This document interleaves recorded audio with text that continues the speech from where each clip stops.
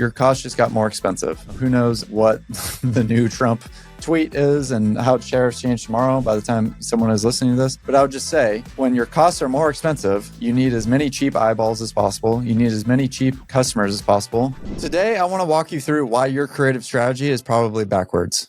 And most D2C brands, they're creating content, hoping it works, pray to God, cross your fingers, throw it on a wall, see what sticks. And today I want to show you exactly how to build 3 systems that will pretty much guarantee a constant flow of proven winners. And so forget about hiring more designers or videographers. What you're going to discover is a creative approach that actually improves as you grow without adding headcount or blowing through your production budget. These are 3 specific content pipelines that deliver fresh, high-converting creative at a fraction of the traditional cost. And so without further ado, I want to just jump right into this. All right, so I'm going to be looking down at the bottom right just because that's where my face is. I want to make sure I'm sharing the relevant screen. But what you see is essentially creative is the largest lever that we can pull on, right? Every single piece of creative that we have at our disposal and to launch is another opportunity to solve for spend. And I won't go into it here and now, but the long-winded answer is we believe the bid is the best way to solve, be the governor of our spend. So that means that we're solving for spend. So trying to unlock more and more spend as we get creative out. So again, the main purpose of this is these are creative pipelines for the ad account. There's additional, as you'll see, there's additional ways that you can use this creative, such as influencer seeding. You're going to get organic distribution from this content first, and then we're going to be able to leverage it in the ad account. So these are additional ROIs here. But again, the main thing is everyone understands creative volume is important. Creative quality is important. Creative diversity is important. I'm going to go through some of that. But our philosophy is really simple. There's no such thing as too much creative. With our biz strategy of running cost controls, we want to lean into meta as knowing what best practices is to launch a diverse set of creative. And the more diverse, the better. And so these 3 human-forward creative pipelines I'm going to walk you through. And so, like I said, there's no such thing as too much creative. And every asset in our arsenal or your arsenal holds potential. And we don't want to leave any opportunity unturned. And that is the beauty, again, of running manual bids, running cost controls, is that I can launch this no harm, no foul. If it spends, that means we're acquiring customers at our target. If it doesn't spend, no harm, no foul. So the sheer amount of creative assets that we source and the volume at which we run campaigns enables us to scale brands faster and scale ad accounts much faster. And that's what I truly believe on these bid strategies in terms of just to go down this rabbit hole between highest volume and cost controls is that they'll end up at the same place if all variables were equal. What allows us and why we really lean into cost controls is we can test much quicker and faster, and therefore we can get to our no quicker or our yes quicker, and therefore we can actually find our success at our target much faster. So therefore, creative is all the more important. So creative diversity, I'm just going to hit this pretty hard here. One of the things that Meta will really tell you is that you need creative diversity, not only to the human eye, but also within the auction dynamics itself. So what you see on the left is what most brands do, which is, hey, blue umbrella, best performing static creative. Let's just switch it out with a different color variant, right? Same background, same everything, just switch it out. Or UGC ad here in the middle. Text overlay. UGC ad was best performing, so I'm just going to switch the text overlay or whatever the small different variation. Because, hey, it's best performing. I don't want to make too many changes. Both of these scenarios, you actually end up in creative fatigue pretty quickly, which is less of a point because of creative fatigue. Who knows how important that is, but I'll digress. But the most important thing is you essentially, to the human eye, you want diverse sets of content. So you want essentially an ad for everyone, because especially when it comes to creative reporting, and what we know is that a lot of the dynamics of what used to be the case where I can, manipulate the machine to go after certain audiences, target lookalikes, all these different things, 5-10 years ago, have now been removed because oftentimes we're the ones getting in our own way. And so what does that mean? It means that creative is the way that you target new customers. So if you want to go after yoga moms, we should get more creative with yoga moms in it, because Meta is sophisticated and their probabilistic forecasting is sophisticated enough and smart enough, certainly better than you and I, to put this creative in front of the most relevant person to find the most conversions possible. So creative diversity, people are talking about that. We at Kinship grade this when I'm looking at ad accounts, we grade this when we actually deep dive the ad account. We look at creative diversity. And maybe I can come back to this later, but I would just say the simple way to look at it is, hey, what is the percentage split between static and video? And what is the percentage split between human and product? Meaning, like, is the product the hero of the shot, or is the human the hero of the shot? All right.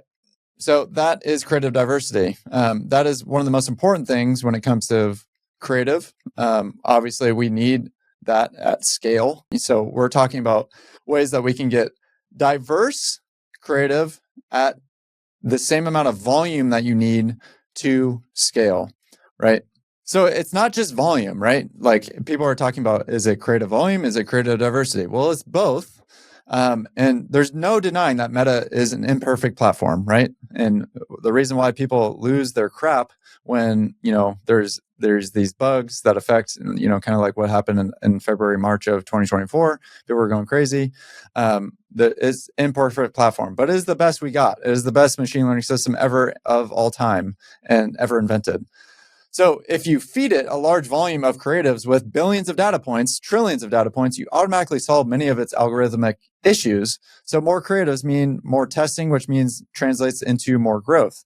But not just this, right? Also, the volume and getting diverse sets of volume also helps you with different styles, different messaging, understand what gives you the most ROI. So testing at scale, you can reliably find your top performing creatives and double down on them. Just simply more at bats, more data to understand, even from just more shots on goal. I understand. I get more reps at this. So when you have a large scale of creative with varying styles and messaging at your disposal, you don't have to do what I would say is inaccurate work of picking the creative you think will perform, right? If I have 5 assets, I want to launch all 5. If I have 500, I want to launch all 500. Just feed Meta everything and let it do its magic. We've talked about this at length on the podcast. So this is a huge reason why. This is an example of essentially a bunch of assets in a funnel.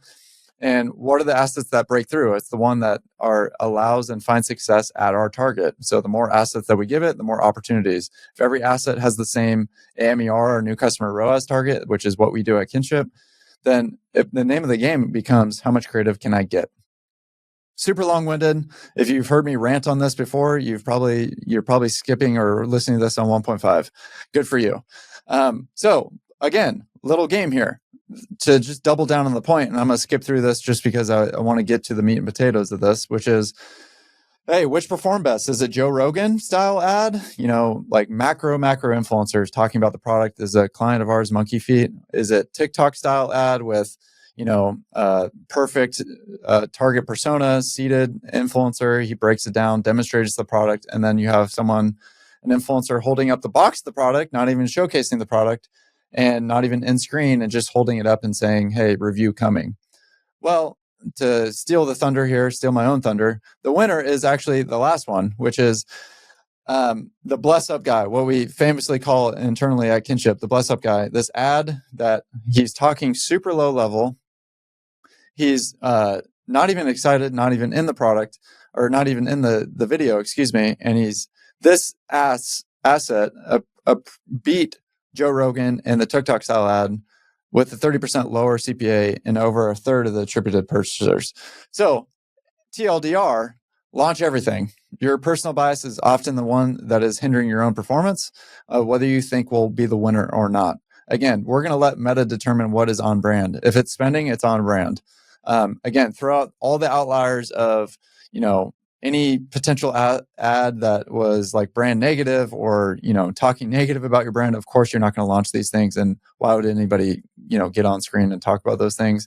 You're not even going to try to get that usage rights to that content or anything like that. So, little quick game.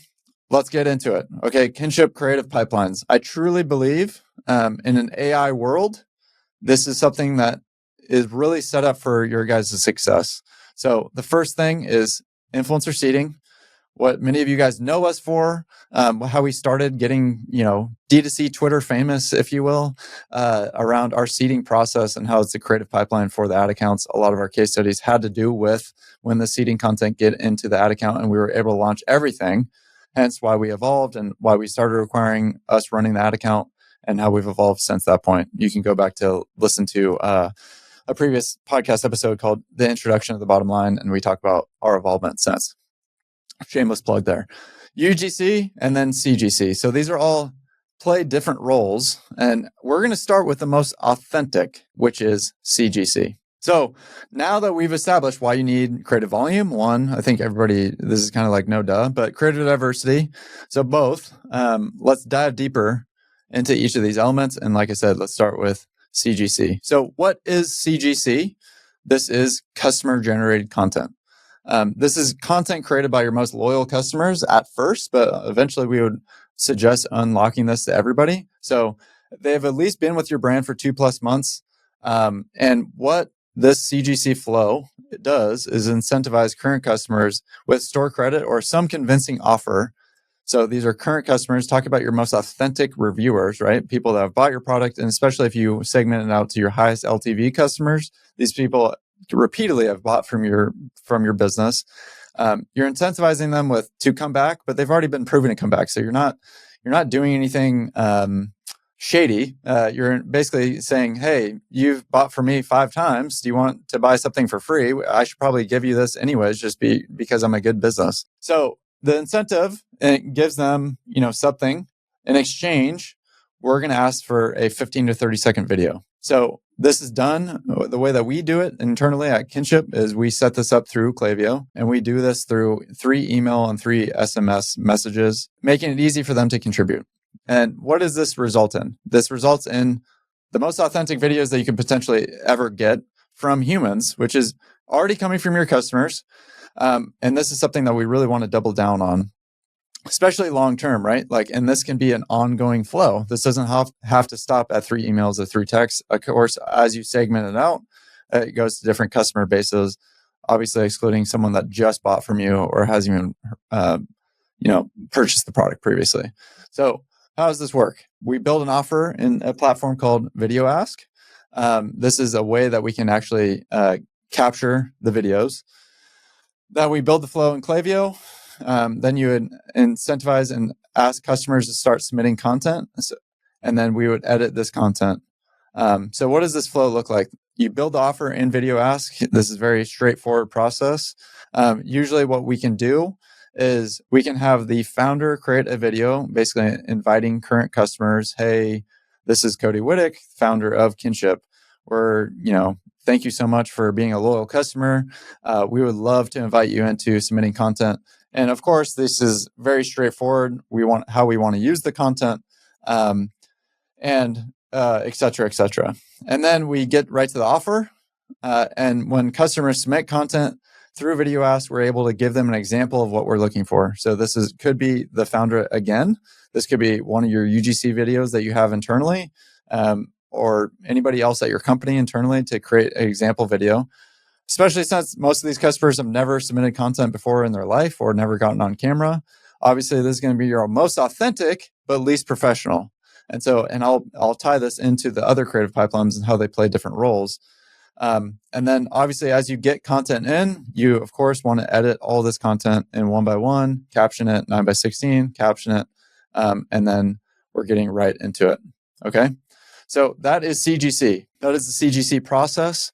Again, most authentic, least professional. That doesn't mean that it's not going to perform. Again, going back to the same thing that I've said previously, which is we want to get this content into the ad account, letting Meta determine what is going to be a performer or not. And we've seen content at scale do this effectively for brands. That is CGC. I would just say one of the easiest pipelines that you can set up and just have ongoing, switching out for new segments, going out to different segments of customers. Expectations wise, we typically see anywhere from 0.5, so 0.5 to 1.5 submission rate. So if you have 100,000 customers, at one of our least expectations is this could be 500 videos over time, right? Not all at once. But as these emails and SMS messages go out, this could be 500 videos. 500 videos. I could stop the podcast right there, right? This is already so much content, much more than I know many of you listening to this are actually receiving in a year, let alone over the course of 2 to 3 months. So from authentic customers. So I'll digress from there. Second, so we started with most authentic, least professional. This is going to be right in the middle, influencer seeding. Influencer seeding, most of you probably have heard of this term. If you haven't, it's sending out free product, no strings attached to influencers. A lot of people define this as just gifting. We would differentiate it by seeding in the sense that we're not asking for anything in return. So, and it introduces your brand in a welcoming way, highlights what makes your product special. You're able to build relationship capital with influencers. These people are going to be posting organically, and then we would follow up for usage rates, and then we get it into that account. So the TLDR of this is that we identify and reach out to 500 micro influencers, and you could do this and times it by number of people that you want to get out to. And then, hey, we want to mass outreach to them, no strings attached messaging, send out the product. We track all the organic postings through social listening, request usage rights, and then we edit this content, get it into that account. So step one, identify and approve influencers. We use a tool called Serial. They're a sponsor of the podcast. They are a really, really effective tool at discovering influencers, show influencers who talk about motherhood, search by hashtags, filter all the filters in the world. Really, a really effective tool. And you can also communicate with them through Get Serial. Okay. So these are ways that you can identify micro influencers. To be clear, this is our definition is sub 150K of following. And you can set filters, go after the brand personas that you need to do. And then obviously you need to be doing some sort of quality assurance, someone on your team going through their social pages. We look at their content creation ability, specifically on video. Are they posting frequently on video content? Because we want to give ourselves the best opportunity. If we're not going to ask for anything, at least they're posting frequent video content. So if they do decide to post, we're giving ourselves the best opportunity to receive video content in return. That next, hey, influencer A accepts the offer of, hey, no strings attached product to be received. We use our internal tool called the Kinship app, where we can send out free product at scale. So this is downloaded onto your Shopify store. And this is able to, if you have 500 addresses, you can send out all 500 products to 500 influencers all at once through our app that we have created. Now, we track the organic posting. We use a platform called Refunnel, amazing tool, where we're able to track all the posts. So we upload all the influencer profiles. It immediately tracks them through social listening. When they post, it captures that content. We're able to identify which influencer to go after, or not to go after, but to follow up with. Hey, then we thank you so much for posting. We love the ability to use this content in our ads. You could play around with, certain usage rights in terms of the amount of days that you want to use this. You could obviously ask for in perpetuity. You can play around with this, A/B test it. And then we, of course, want to edit all this content. Okay. So we're getting usage rights, and then we're editing all this creative into all of these different things. So we've seen seeding content be best performers in terms of some of our clients, right? Like seeding content spends 80% more than what the brand spends on, their evergreen content, on a 20% improvement on net CPA. So these are quick case studies here on seeding content. 80% of the spend is going towards seeding content the last month with this particular client of ours. So I'll tie a bow on seeding, and this might be even another podcast, but influencer seeding in a tariff world and an AI world. Okay, so what do those two things mean in those two worlds? Tariff world means your cost just got more expensive. Who knows? I'm recording this on May 1st. What the new Trump tweet is and how tariffs change tomorrow by the time someone is listening to this. But I would just say, when your costs are more expensive, you need as many cheap eyeballs as possible. You need as many cheap customers as possible. So what does that mean? Well, when you send out free product influencers and they post organically, you're getting free eyeballs, you're getting free impressions, basically. And when I say free, obviously the cost of your product, but you're not, and that cost increased, but you're not paying for customer acquisition costs at that point. So you're not paying the additional CPAs to acquire that customer if someone saw that organic post from an influencer and decided to buy it, right? And at the very least, you're getting as many impressions and organic impressions that affect your net CPAs on Meta as well, because Meta loves signal. And I've talked about this before. iOS 14, got rid of signal, but Meta still loves signal. So the more signal that you can send to your ads, the better. And when you have a bunch of, product in the wild and organic distribution going out about your brand, it's really, really effective. And this is just increasingly important, and especially now. So that's tariff world. AI world. Well, what is AI world? AI is this real or is this fake? And when you get a bunch of diverse set of content from influencers that are posting organically, and they're posting on their own free will, so there's not a cookie cutter, you have to say these things, you have to be in this background or this backdrop, etc. You're getting diverse sets of content, and you're getting, hey, this content probably isn't the most beautiful or polished piece of creative. Well, how does that pair against AI? Well, it pairs very nicely, because in a world where you increasingly don't know if it's real or fake, you want to be able to put content out into your ad library and also in your organic social that shows that this is truly authentic. This is someone actually endorsing the product versus an AI influencer or an AI person, right? So TLDR, influencer seeding is increasingly more and more important in a tariff and AI world. All right, third and final creative pipeline, human forward creative pipeline, is your least authentic but most professional. So you had CGC as most authentic, least professional. You had influencer as just under that, as authentic and just professional, because these are people that are posting organically all day long on their socials. They're used to being on camera. So you're getting kind of the mix. But it's not cookie cutter. You're not giving them talking points, etc. Now you have UGC, which is your least authentic. These are professional actors.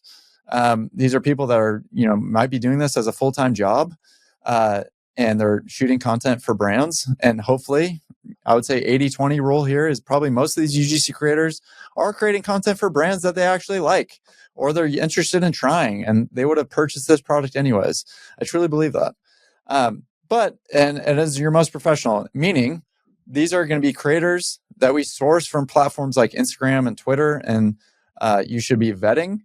They're given creative brief, and then you oftentimes have one round of approval or sometimes 2 rounds of approval on the content that they submit.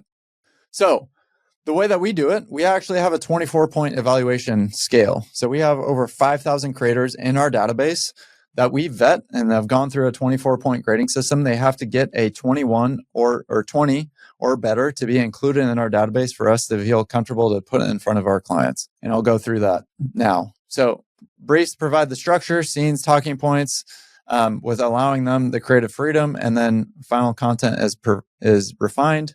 So what do? We source and score.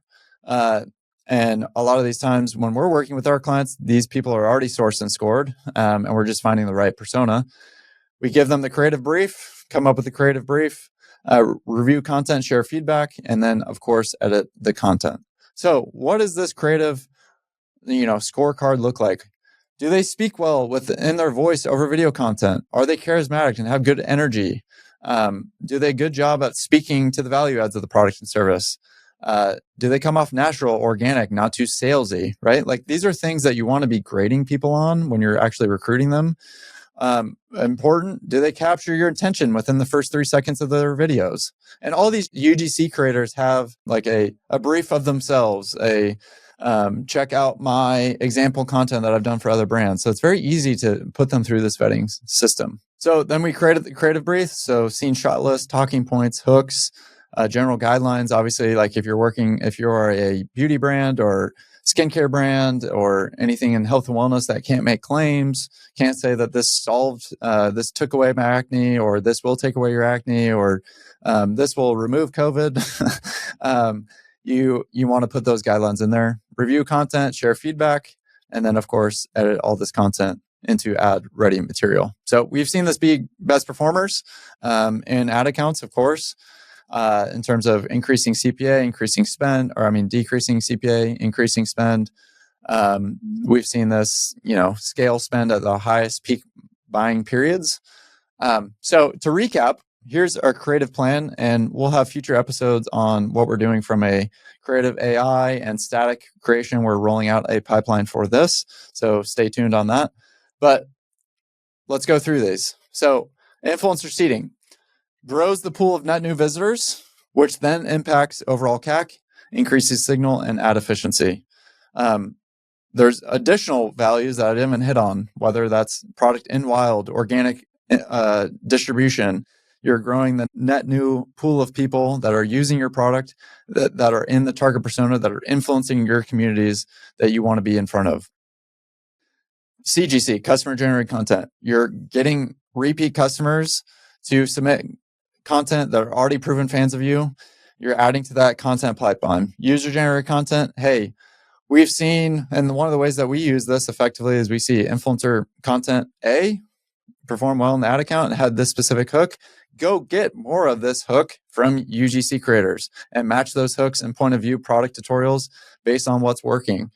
And then branded assets, of course, like static ads, some of our best performing content is actually none of these three, human forward creative pipelines, but it's actually static ads. And how do we match this? We test this on gold audiences, what was commonly called back in the day, dynamic ad broad audience, just putting it anywhere in the funnel, not just bottom of the funnel, or not just your catalog, but having it be DABA. So, man, did I just jump in and put you through our creative pipeline score in terms of these creative pipelines. So you need to be using all of these creative flywheel model, assessing your current assets and capabilities. I would identify your biggest creative gaps and then prioritize the implementation based on your specific needs. But you need to be using some sort of a 3-phase approach for any team size, which is like starting with minimal viable processes, right? Start developing these pipelines. Then deploy and get your human bias out of the way. So start testing frameworks, and then maintain, creating sustainable systems. So a lot of these pipelines talking about is creating sustainable systems and pipelines where you can invest your first money, but also keep this content pipeline going. So in terms of like a 30, 60, 90, or, a common, like, how do I get started? And what I would recommend in terms of a first pipeline to implement, I already talked about influencer seeding at length, but I would say one of the easiest ways that you can get your product out into the wild, because you're going to accomplish many things by doing that. In addition to capturing content, I would invest there first. But in terms of the quickest one, in terms of just video content is getting CGC set up. So between CGC and influencer seeding, I would be doing both in terms of getting content out into the wild to your influencers that are affecting the audiences that you want to be in front of. In addition to them posting organically, you're going to get content into the ad account that's diverse, that's professional, but also authentic. And then you have your CGC that is just a quick win. You're getting content in from customers that are already fans of you. UGC, I would use, if every brand in the world probably has used UGC at least once listening to this, I would get focused on those two that I just said, and then use UGC as a way to get more of what's working in that account, certain hooks, certain talking points, certain call to actions, doing different things like that with those three different pipelines that you have in place. So as always, I am available. Please reach out to me. My email, I'm giving my email first time on the podcast, Cody, CODY, at KYNSHIP, kinship.co. Email me after you listen to this episode. Happy to equip you guys to build these out creative pipelines if you have any questions. And as always, we'll see you next time.